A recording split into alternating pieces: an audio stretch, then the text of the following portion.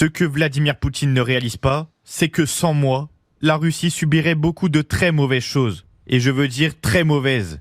Il joue avec le feu. Regardez ce qu'a déclaré Dmitri Medvedev, vice-président quand même du Conseil de sécurité de la Fédération de Russie sur ses réseaux sociaux. Il menace de troisième guerre mondiale. Concernant les propos de Trump, selon lesquels Poutine joue avec le feu et des choses vraiment terribles arrivent à la Russie, je ne connais qu'une seule chose vraiment grave. La troisième guerre tribale en Europe. C'est mieux de formuler ça comme ça. J'espère que Trump comprend cela. Dmitri Medvedev, vice-président du Conseil de sécurité russe. Je ne sais pas si c'est moi ou si ce type, quand il parle, il est fatigué. Et il est fatigant quand on l'entend parler. C'est-à-dire le fait de l'entendre parler fatigue. Ça descend l'esprit, c'est bizarre.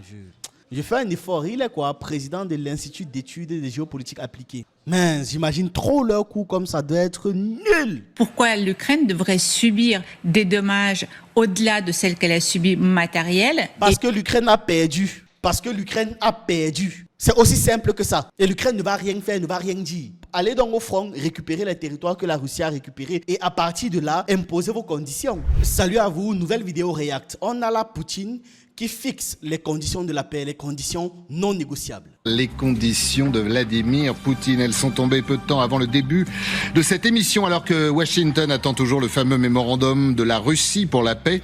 Nos confrères de l'agence Reuters révèlent plusieurs conditions dictées par le chef du Kremlin en personne avant toute discussion. Reuters cite 3 sources liées aux négociations à l'origine de ces révélations. Parmi ces conditions, regardez l'engagement écrit que l'OTAN arrête son expansion à l'Est, neutralité de l'Ukraine, levée des sanctions, fin du gel des avoirs russes et protection des russophones en Ukraine. Valeria Faurmonten, ça ressemble étrangement à ce que l'Amérique pourrait accepter et ça ne doit rien au hasard.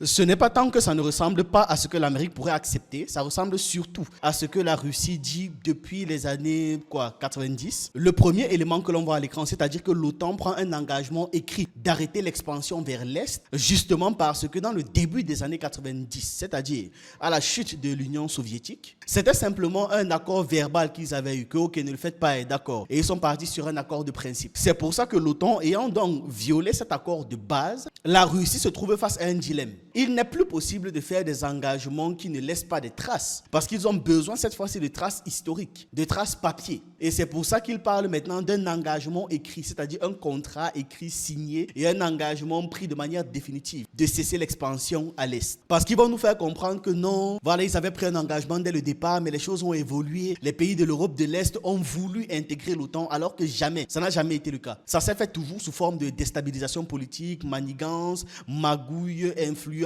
etc., etc. C'est comme ça qu'une grande partie de l'Est de l'Europe finit par entrer dans le bloc occidental, ce qui représente, et je ne le cesserai jamais de le dire, un danger existentiel pour la Russie. La neutralité de l'Ukraine, même chose. C'est ce que la Russie demande depuis le début. La levée des sanctions occidentales, ce n'est que du bon sens. Vous ne pouvez pas prétendre vouloir la paix et vous continuer à faire des sanctions illégales unilatérales. Ça ne marche pas comme ça. Donc vous arrêtez ça. Moi, je trouve même qu'il manque un élément, le remboursement des pertes financières causées par ces sanctions-là, parce que l'Occident doit payer. Il y a la fin du gel des avoirs russes, même chose, ça entre dans la vague d'actes criminels de l'Occident. Et puis la protection des russophones en Ukraine. On ne va pas laisser les gens de notre peuple qui vivent ailleurs se faire torturer, massacrer. On a le pouvoir de changer les choses et on ne le fait pas, ça n'a aucun sens. Sans parler du fait que les russophones en Ukraine représentent la Russie. Donc la détestation ou la haine qu'ils sont en train de mécaniquement créer là, ça ne doit pas être pertinent, ça ne doit pas les toucher. On parlera de l'Ukraine bien évidemment parce que pas sûr que du côté de Kiev on apprécie véritablement les propositions. Ces derniers jours, d'après Trump, Poutine commençait à l'agacer. Donc c'était le moment propice pour eux de se positionner comme étant volontaires pour la paix. Donc clairement, effectivement, cette liste de courses pourrait convenir à Trump, qui sera ravi d'engager des pourparlers sur ce sujet. Maintenant, qu'est-ce que ça engage ? Qu'est-ce que veut dire la neutralité de l'Ukraine ? C'est-à-dire pas d'Union européenne non plus. L'OTAN, on sait que de toute façon, les membres de l'OTAN ne sont pas convaincus que l'Ukraine dans l'OTAN soit une idée géniale. Et même si les Ukrainiens ne sont pas tout à fait d'accord avec le reste du monde, les OTANiens, ça reste quand même une évidence que étendre l'OTAN jusqu'aux frontières russes n'est pas une solution.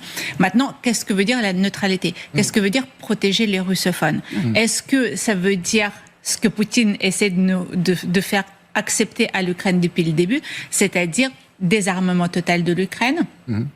Est-ce que ça veut dire changement de gouvernement avec un gouvernement paritaire pour protéger les russophones et donc des pions de Poutine à la tête du pays? Le diable se cache dans les détails. Tel que rédigé, c'est très joli sur le papier. Non, avant qu'elle ne continue de déblatérer, non. Protéger les russophones signifie simplement ne pas les discriminer, ne pas les tuer, ne pas les marginaliser, juste faire en sorte qu'ils se sentent chez eux dans ce pays, point à la ligne. Maintenant, toute l'interprétation que vous voulez mettre derrière, c'est parce que effectivement, c'est la réaction que vous aurez eue. C'est ce que vous voulez faire, que vous pensez que la Russie veut faire. Par habitude, vous savez, c'est le voleur qui pense qu'on veut le voler, c'est le menteur qui pense que tout le monde le ment, etc., etc. Donc, dans cette même continuité, ce sont les gens mal intentionnés qui pensent que les autres sont mal intentionnés. C'est comme ça que ça marche. Je ne sais pas si on peut être plus clair que ça. Protéger les russophones. Partant du principe qu'on sait qu'il y a un problème sérieux avec la manière dont on traite les russophones en Ukraine. Et ça ne date pas d'hier ou d'avant-hier, ça date de plusieurs années. Donc vous n'allez pas jouer les ignorants en feintant une sorte de flou dans l'article ou dans la mention. Il n'y a pas de flou. Il n'y a aucun flou là-dedans. Il n'y a aucun diable dans aucun détail. Il faut laisser ça.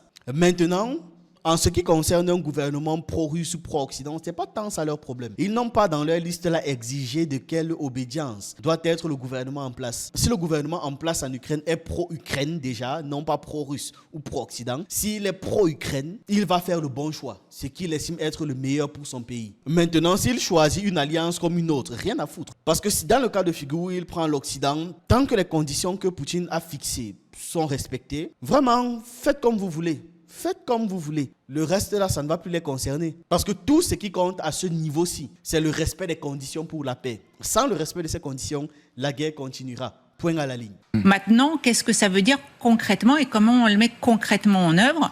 Et puis, en l'occurrence, pourquoi l'Ukraine devrait subir des dommages au-delà de celles qu'elle a subies matérielles? Parce que l'Ukraine a perdu. Parce que l'Ukraine a perdu. C'est aussi simple que ça. Ah, maintenant, il fait même saturer mon micro. Je disais que c'est aussi simple que ça. C'est parce que l'Ukraine a perdu. Et l'Ukraine ne va rien faire, ne va rien dire. Parce que l'Ukraine a perdu, le bloc occidental a perdu. Ils sont en train de négocier une reddition. Non, pourquoi?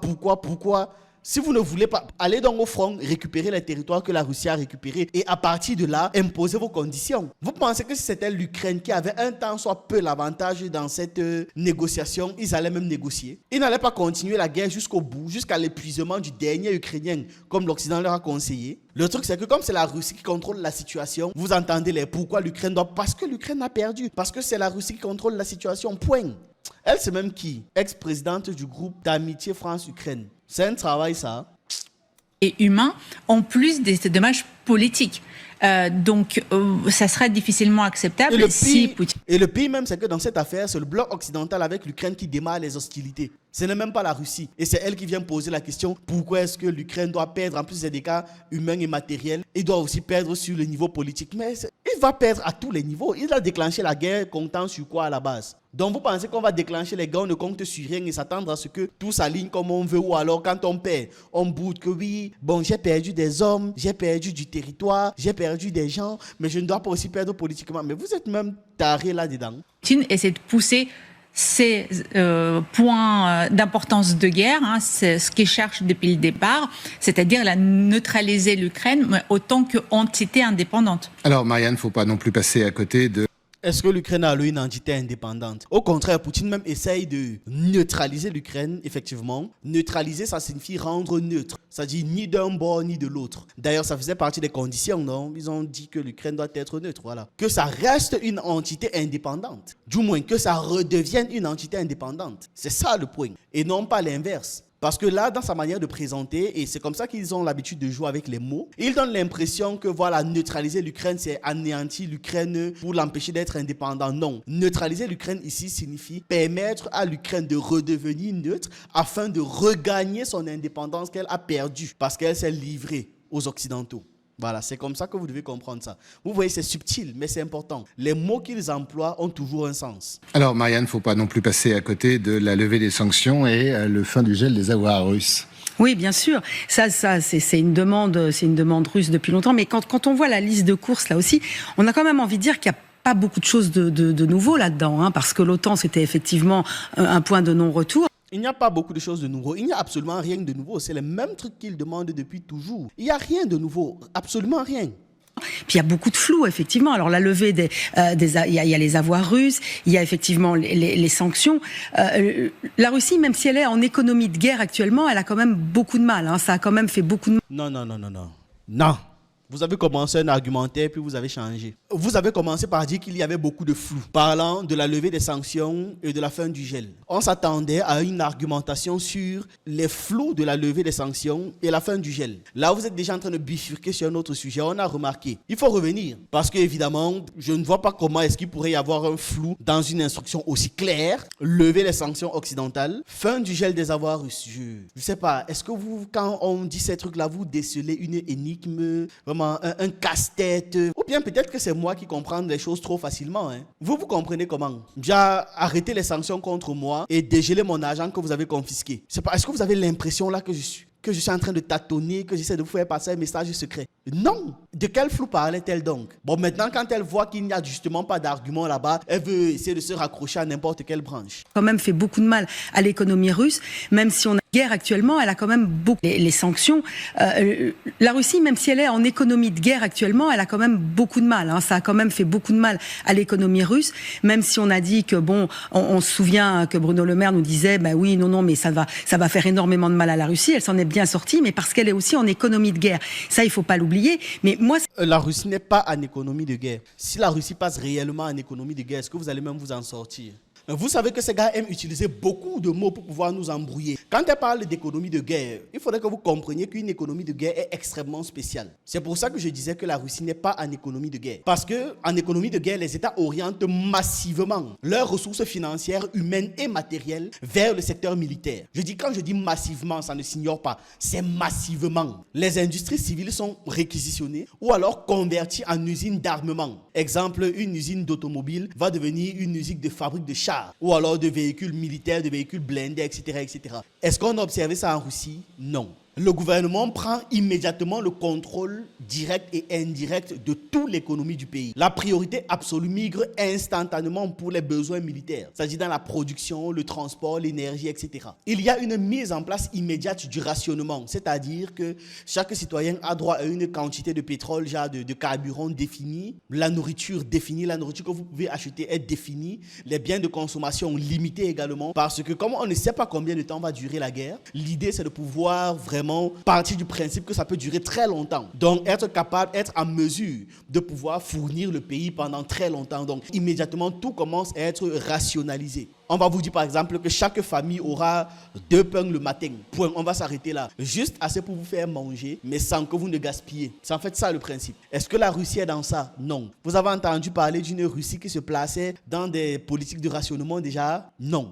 Les biens de luxe ou encore tout ce qui est non essentiel devient extrêmement rare ou alors complètement interdit. Parce qu'on ne veut même plus se tracasser la tête avec ça. On est en guerre. On n'a pas le temps de porter je ne sais quoi qui coûte des prix exorbitants. Il y a aussi immédiatement une augmentation terrible des dépenses publiques militaires. Il y a un recours massif à la dette et un recours massif à la fabrication d'argent. Ils commencent à imprimer des billets en grande quantité. Et maintenant, même les civils sont réquisitionnés pour pouvoir travailler dans des industries ou des usines militaires. Alors maintenant, quand je finis de décrire ce que j'ai décrit ici, et qu'on met la Russie, est-ce que ça correspond plus à la Russie ou alors à l'Ukraine? De tout ce que j'ai listé là, qui fait ça? Donc, qui est en réalité en économie militaire? La Russie ou alors l'Ukraine? En termes de conversion des usines, rien. La Russie ne le pratique pas. En termes de rationnement des civils, nourriture, énergie qu'ils doivent consommer, etc., non, la Russie ne le fait pas. En termes de mobilisation générale des individus, non, la Russie ne le fait pas. En termes d'une centralisation du contrôle, du pouvoir des décisions, non, la Russie ne le fait pas. Parce que dans une économie de guerre, c'est la victoire coûte que coûte.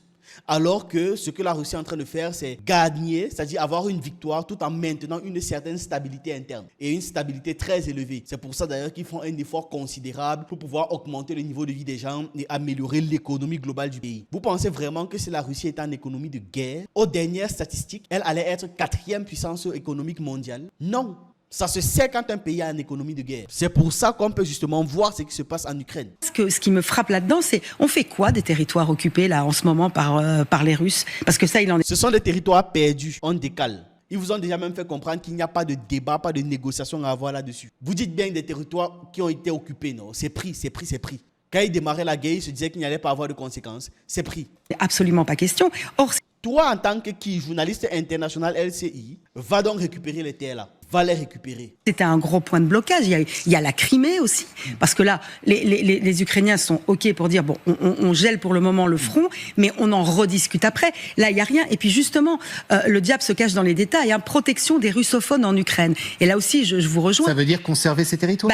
Oui. Vous les connaissez bien, vous allez assez sur le terrain pour le voir. Exactement, mais c'était une des causes, entre guillemets, de Vladimir Poutine pour l'invasion en Ukraine. Donc qu'est-ce qu'on en fait de ces territoires? On les laisse aux Russes, avec justement en disant, mais c'est des territoires qui russophones, donc on les annexe et on reste sur place. Ça va créer un problème. Il y a trop de flou là-dedans. Alexandre. Ça va créer quel problème? Et je répète encore que la dame, si sa question de base, c'était sur la levée des sanctions occidentales et la fin du gel des avoirs russes. Voilà, c'était là-bas qu'on l'a questionné. Elle est partie faire Spider-Man, elle a grimpé au mur pour changer de sujet. Négrus, Poutine continue. On parlera de Donald Trump et de ses menaces à peine voilées hier. Ça, c'est une façon quoi? De gagner du temps, d'amuser la galerie, ou tout simplement de dire, voilà, à quel point la Russie ne veut pas la paix? En recontextualisant, on sort d'une séquence de négociations qui ont accouché d'une souris, qui ont été un échec, c'est-à-dire que la condition du cessez-le-feu n'a pas été acceptée par Poutine, et pour cause, il souhaite poursuivre la guerre. Je crois que aujourd'hui, Donald Trump cherche aussi une porte de sortie, tout simplement, quitter ce conflit d'une façon convenable pour son propre électorat, par rapport à son propre parti, et se concentrer sur d'autres projets prioritaires selon la politique étrangère américaine. Donc on est face à un moment extrêmement dangereux pour les Ukrainiens, puisque parmi certaines conditions exigées par Poutine, où je suis d'accord, c'est invariable, ça ne change pas depuis le début, et derrière la neutralité de l'Ukraine, il faut lire aussi la neutralisation de l'Ukraine. La vassalisation. La vassalisation, c'est invariable, ça ne change pas depuis le début, et derrière, donc on est face à un moment extrêmement dangereux pour les Ukrainiens, puisque parmi certaines conditions exigées par Poutine, où je suis d'accord, c'est invariable, ça ne change pas depuis le début, et derrière la neutralité de l'Ukraine, il faut lire aussi la neutralisation de l'Ukraine. Non, il ne faut pas lire la neutralisation de l'Ukraine. Si c'était la neutralisation de l'Ukraine, ils n'allaient pas dire d'ailleurs, ils allaient neutraliser l'Ukraine. Du moins, ils allaient éliminer l'Ukraine. Ce n'est pas neutralisation, c'est neutralité. Soyez neutre. Ne prenez aucun parti. Vivez votre vie. Laissez les grands faire leur guerre tranquille. Ne dis pas que je vais choisir entre X et Y. Non, laisse. Maintenant, il faut comprendre que c'est tendu pour l'Ukraine, que ce sera un peu compliqué. Qui les a envoyés en guerre? Qui? Ils étaient obligés d'accepter la guerre de proxy de l'OTAN, là. Ils auraient très bien pu refuser, non? Maintenant, on fait comme si dans l'affaire, c'est l'Ukraine la victime. C'est pas comme ça que ça se passe depuis le début. Ce n'est pas parce que c'est l'Ukraine qui perd que ça veut dire que c'est l'Ukraine la victime. Il faut faire une nuance. La vassalisation. La vassalisation de l'Ukraine, et c'est un projet politique qui n'est pas abandonné par Vladimir Poutine. C'est-à-dire qu'on parle des territoires actuellement occupés. De manière générale, Vladimir Poutine prépare aujourd'hui sa guerre d'Europe. Et le positionnement, le comportement de Donald Trump de manière générale lui convient très bien. Il attend que Trump se désengage pour ensuite être confronté face aux Européens, fracturer l'OTAN, fracturer le pilier européen de l'OTAN. Et puis on verra aussi tout à l'heure dans ce LCI midi le fait que l'armée russe se prépare à une grande offensive sur l'Ukraine. Laura Pouget vous donnera d'ailleurs tous les détails. Alors, avant de revenir sur le coup de pression de Donald Trump à Vladimir Poutine, on va commencer par cette déclaration, c'était ce matin également, de Volodymyr Zelensky. Zelensky d'ailleurs qui doit rencontrer, visite officielle en Allemagne, le nouveau chancelier Merz, qui est très en point d'ailleurs sur cette guerre et sur cette offensive face à la Russie. Alors vous allez voir, c'est sur un fond de moquerie, notamment vis-à-vis de Vladimir Poutine. Appel ce matin à une réunion tripartite pour parvenir enfin à un accord de paix. Écoutons le président ukrainien. Nous sommes prêts au format Trump-Poutine-moi. Si Poutine n'est pas à l'aise avec une réunion bilatérale, ou si tout le monde souhaite une réunion trilatérale, cela ne me dérange pas, je suis prêt à tout format. C'est même pas comme si tu avais le choix de toute façon. Sur le qui-vive, Moscou et notamment le Kremlin répond au président ukrainien. Vous allez voir que, étrangement, la porte n'est pas totalement fermée, mais comme d'habitude avec les Russes, il y a un certain nombre de conditions. Il n'y a aucun changement dans la position concernant la possibilité fondamentale d'une telle rencontre. Mais une telle rencontre devrait être le résultat d'accords concrets entre les deux délégations dans différents domaines. À cet égard, notre position n'a pas changé. Alors, oui, mais, et le mais est d'importance, Valérien.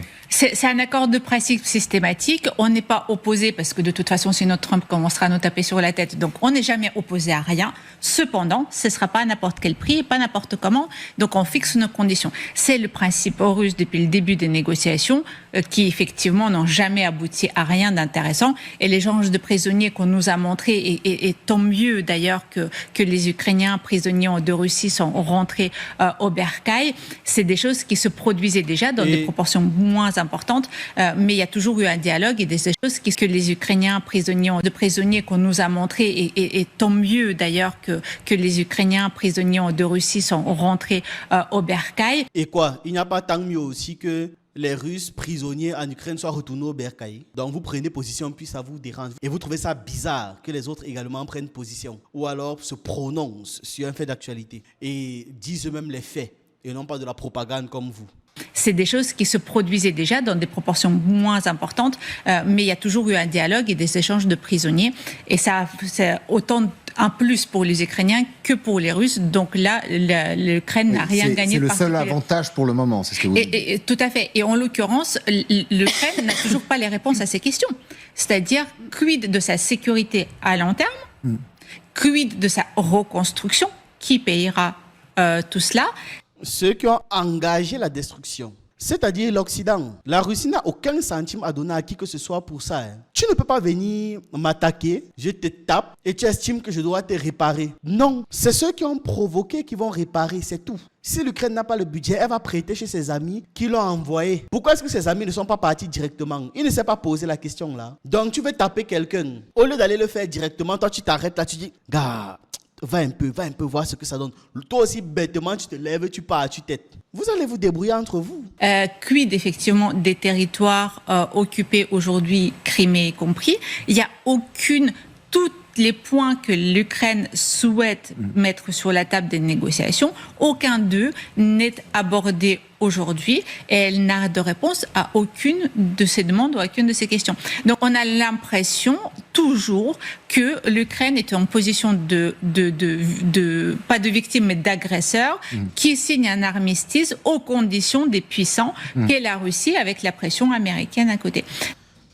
Ce n'est pas une impression, c'est le cas, c'est factuel. Littéralement, je dis bien littéralement, l'Ukraine est l'agresseur. C'est littéralement ça, ce n'est pas une impression.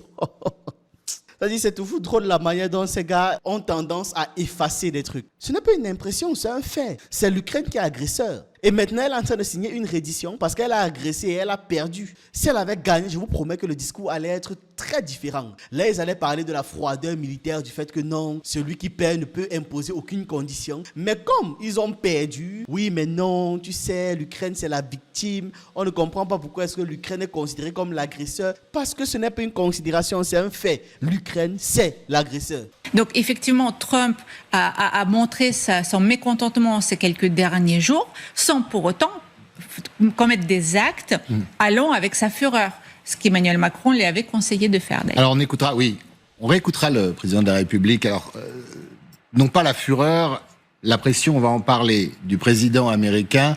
Petit coup de semonce quand même, c'est gradué, on monte d'un échelon, c'était hier. Écoutons cet agacement et ce début de menace, on va dire ça comme ça, mais vous me donnerez votre avis dans un instant, du président américain. Ce que Vladimir Poutine ne réalise pas, c'est que sans moi, la Russie subirait beaucoup de très mauvaises choses. Et je veux dire très mauvaises. Il joue avec le feu. Alors, très mauvaises choses comme quoi?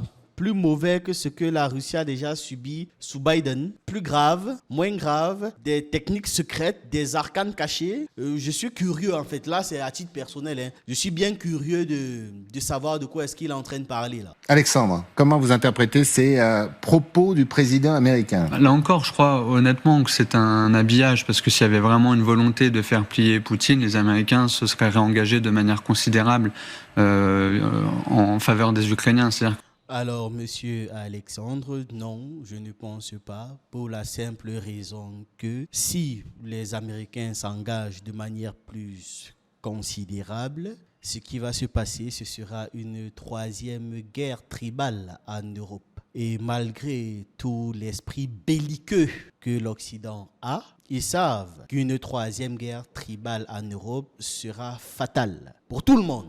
Voilà. C'est pour ça qu'ils sont obligés de jouer un peu. Menaces, intimidation, petits jeux de pression. Voilà, on essaie plutôt d'appuyer sur certains autres points et non pas de faire un engagement plus direct. D'accord, Alexandre? Est-ce que j'ai corrigé ton flou? Que le centre de gravité ukrainien, au sens clovitzien du terme, c'est cette unité américaine et européenne qui n'existe plus aujourd'hui fondamentalement et totalement. Quand il a fallu tordre le bras des Ukrainiens, Trump était beaucoup plus robuste, c'est-à-dire qu'à un moment donné, même sur le renseignement satellitaire, il a ralenti, il a mis à exécution une menace avant de reprendre. Là, pour le moment, vis-à-vis de Poutine, il y a certes cette montée du ton qui est graduée, mais sans effet concret vis-à-vis de Poutine, qui lui reste impassible. Donc, la question c'est, vous voulez qu'il mette quelle pression supplémentaire qu'il n'y a pas déjà sur Poutine? Quoi? Les sanctions, c'est déjà là. Les attaques en continu, c'est déjà là. La destruction médiatique, c'est déjà là. Quel truc en fait? Je ne comprends pas. Il y a les déclarations et derrière, il y a les prêts vis-à-vis de Poutine qui lui reste impassible. Donc, il y a les déclarations et derrière, il y a les actes. Et les actes, pour le moment, ils ne sont pas là. Mais les actes ne sont pas là. Je demandais... Vous voulez qu'on énumère la liste de sanctions qu'il y a sur la Russie actuellement? Comment ça, les actions ne sont pas là? Vous voulez quelle action de plus, en fait? C'est-à-dire, à ce niveau-ci, la seule action supplémentaire, c'est une intervention directe. Et comme j'ai dit, une intervention directe serait fatale pour tout le monde. Voilà. Et ce qu'il dit là, en substance, le président américain, c'est je suis le producteur de la Russie. C'est-à-dire que sans moi, la Russie de Poutine serait en difficulté. Donc, vous arrêtez de faire ce que le producteur ou le protecteur. Il voulait peut-être dire protecteur. Vous faites, ou sinon, je lâche les chevaux. Et voilà, parce qu'on pourrait même parler de ce qui se passe au Congrès aux États-Unis avec ces surtaxes qui sont envisagées. Mais voilà, Trump apparaît un peu comme le garant de la sécurité, entre guillemets, de Poutine. Pas sûr que ça suffise, mais... Alors, Trump joue un double jeu. En l'occurrence, effectivement, publiquement, il met la pression à l'Ukraine. Publiquement, il suspend à un moment donné le renseignement. Publiquement, il n'accepte toujours pas la proposition du sénateur de taxer à 500% tous ceux qui contournent les sanctions russes. Mais en même temps, en coulisses, il a donné son aval pour arrêter. En même temps, en coulisses, il a donné son aval pour arrêter pour livrer des armes et l'autorisation de ces armes-là à être tirées sur le territoire russe depuis le territoire ukrainien. Vous voyez, voilà leur magouille, voilà leur manigance, voilà leur manière de fonctionner. Faire des déclarations en public, mais faire l'exact opposé derrière les rideaux. Voilà comment est-ce que les gars fonctionnent. Et l'autre, là, ose dire que les États-Unis n'agissent pas assez. Parce que Merz l'a dit, on arrête la limite de la portée parce que ces armes-là avaient des composants américains et donc sans l'aval des Américains, il était impossible de l'accorder, même si les Français, les Britanniques et les Allemands étaient plutôt pour. Donc, ils ont eu l'aval en coulisses. Donc, finalement, ce petit double jeu, et c'est là la menace. Il y a effectivement... les sanctions économiques. Et Trump accepte de livrer des armes à condition que l'Ukraine les paye maintenant. Hein. Mais il accepte en tout cas, c'est officiel. Il a son propre jeu économique aussi en interne et il doit satisfaire ses électeurs. Mais en l'occurrence, il essaye de...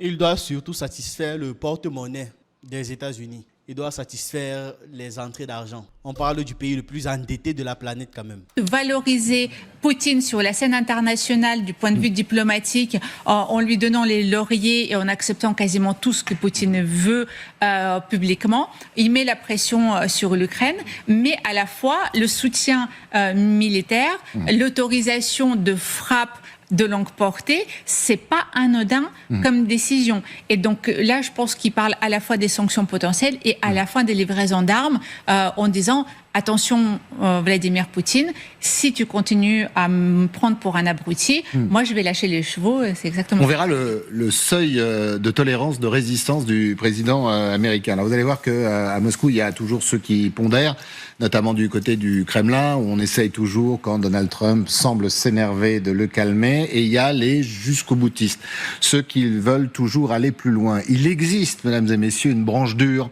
aux côtés de Vladimir Poutine, de ceux qui trouvent que le président russe est un mou dans cette guerre en Ukraine. Regardez ce qu'a déclaré Dmitri Medvedev, vice-président quand même du Conseil de sécurité de la Fédération de Russie sur ses réseaux sociaux. Il menace de troisième guerre mondiale. Alors Marianne, ça peut faire rire, mais comme je le disais, malheureusement en Russie, il y a des gens qui poussent le Kremlin et d'autres à aller beaucoup plus fort, beaucoup plus vite. Oui. Bien sûr. Il y a beaucoup de personnes là, même parmi nous, qui pensent que Poutine est extrêmement sage, trop modéré, qu'il devrait faire quelque chose de tellement brutal que le reste du monde est choqué même sur les 10 prochaines années. Oui, il a écrit quoi là? Concernant les propos de Trump, selon lesquels Poutine joue avec le feu et des choses vraiment terribles arrivent à la Russie, je ne connais qu'une seule chose vraiment grave. La troisième guerre tribale en Europe. C'est mieux de formuler ça comme ça. J'espère que Trump comprend cela. Dmitri Medvedev, vice-président du Conseil de sécurité russe. Et c'était aussi un ancien président russe. Oui. Déjà, ça, ce n'était même pas une menace. C'était une réponse à une menace. Pour faire comprendre que, ah bon, tu penses que la Russie aura quelque chose de grave, mais imaginez un temps soit un peu une troisième guerre tribale. Là, ce sera grave. Donc, c'est même pas une menace en tant que telle. Par contre, dans le noyau dur du gouvernement russe, il y a beaucoup de gars qui ont infiniment plus les nerfs. Il y a des gars qui sont en mode « Oh, tu nous stresses avec tes trucs diplomatiques que tu veux faire là. Laisse-nous, on efface les choses et on avance. Qu'on efface les bêtises et puis on écrive l'histoire comme on voudra. Oh, vous nous fatiguez. » Je suis sûr. Je suis certain. Oui, on connaît, vu qu'il y a des rumeurs qui circulent et tout. Mais là, tout ce que Dmitri Medvedev se contente de faire, c'est de juste répondre. C'est de juste répondre. Il répond. N'oublions pas que c'est Trump qui commence par parler de graves menaces. Parce que, je le dis, je le répète encore, il est impossible dans cette guerre que l'Occident gagne. C'est impossible. La Russie peut perdre, mais l'Occident ne pourra pas gagner. Ce sera également une défaite. Ce serait une défaite collective entre les protagonistes. Donc ça, c'est dans le pire des cas. Et dans le meilleur des cas, la Russie va simplement gagner. Et c'est d'ailleurs ce qui est déjà en cours. La Russie a déjà gagné. De recul, alors, il y avait un petit passage ce matin sur les réseaux sociaux de RT, la chaîne russe, RT Moscou, d'ailleurs, qui se moquait de Trump en disant ça sert à rien de réagir à ce que dit Trump, on va attendre demain, il se saura calmer. Vous pensez qu'au final, les Russes risquent de prendre le président américain pour un clown? Il se saura calmer. Vous pensez qu'au final, les Russes risquent de prendre le président américain pour un clown? De toute façon, je crois que au Kremlin, et dans Poutine lui-même et dans son entourage, ils ont bien compris aussi cette logique. Ils ont intégré cette logique de tempo. Je ne sais pas si c'est moi ou si ce type, quand il parle, il est fatigué. Et il est fatigant quand on l'entend parler. C'est-à-dire le fait de l'entendre parler fatigue. Ça descend l'esprit, c'est bizarre.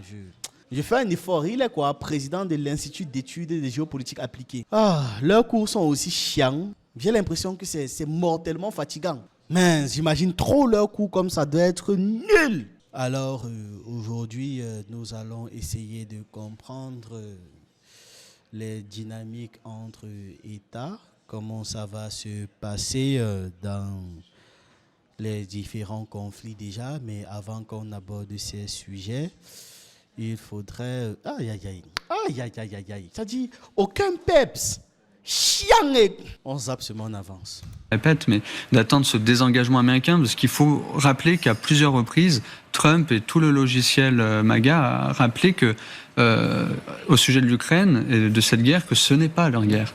Donc ces déclarations-là, elles sont ancrées, c'est une ligne politique. Ils finissent de déclarer des guerres, de les financer, les engager, les créer littéralement de toutes pièces et à la fin ils disent que c'est pas leur guerre parce qu'ils n'arrivent pas à résoudre ça comme eux ils veulent. De toute façon, ce que Trump voulait, il a eu, il peut se désengager maintenant. Il a eu les accords signés. Maintenant, l'Ukraine est passée sous contrat colonial. D'ailleurs, je vais vous faire une vidéo qui vous explique en détail le contrat colonial que l'Ukraine vient de signer avec les États-Unis. Qui est fortement assumé par Donald Trump, par les Américains.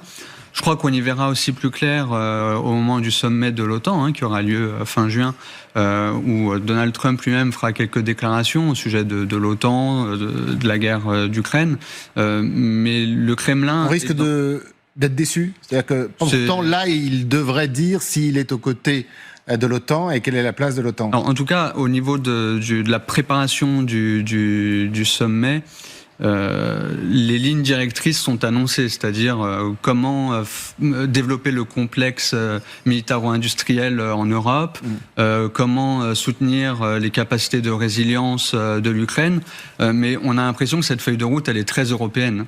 Et donc quand on regarde de manière précise les préparatifs de ce sommet de l'OTAN, on voit bien qu'on va mettre la pression sur les Européens pour s'occuper de leur propre sécurité. Et donc de régler ce conflit et cette guerre. Alors, illustration, vous allez voir quand même du regard des Russes sur l'administration Trump.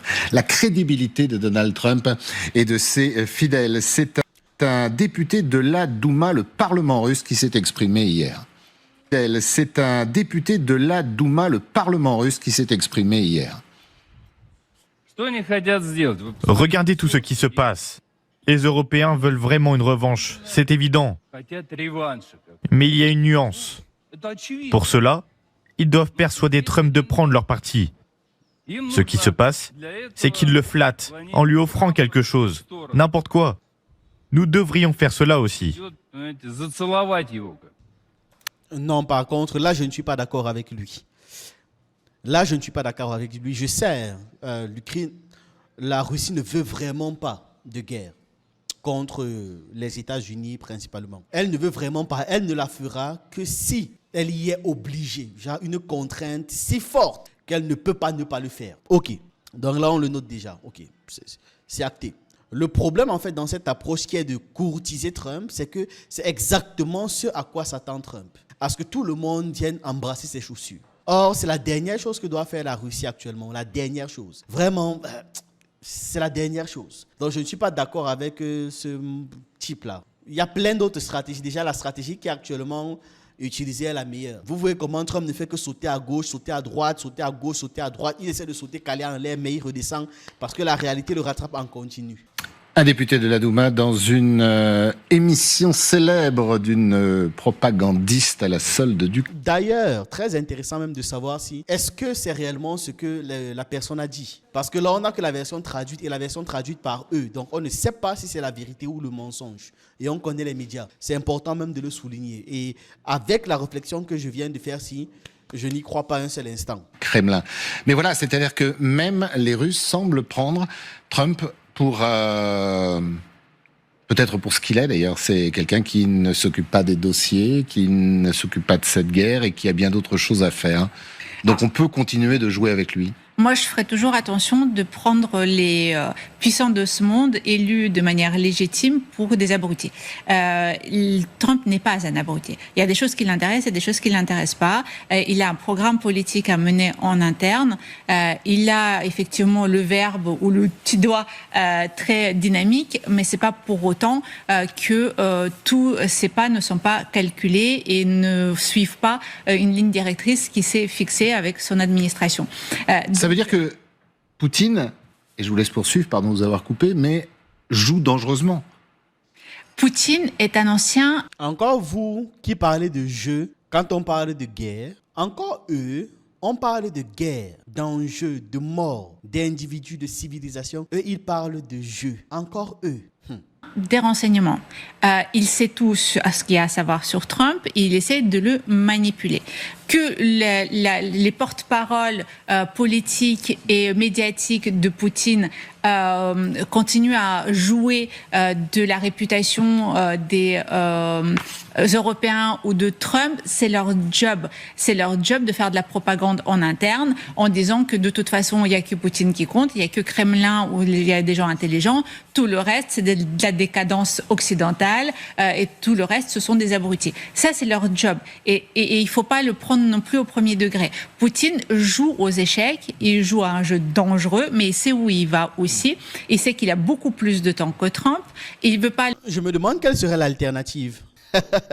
S'ils estiment que c'est dangereux, les manœuvres que la Russie sont en train de faire, la stratégie utilisée, s'ils estiment que c'est dangereux, je me demande, quelle serait l'alternative? C'est-à-dire, soit ils résistent comme ils sont en train de résister là, se préparent à une guerre de haute intensité comme ils sont en train de le faire, soit ils acceptent d'être soumis à l'Occident. Est-ce que c'est mieux pour eux? Du moins, est-ce que c'est mieux globalement d'être soumis à l'Occident? C'est vraiment une question que je pose, parce que là, ils ont une approche vraiment bizarre.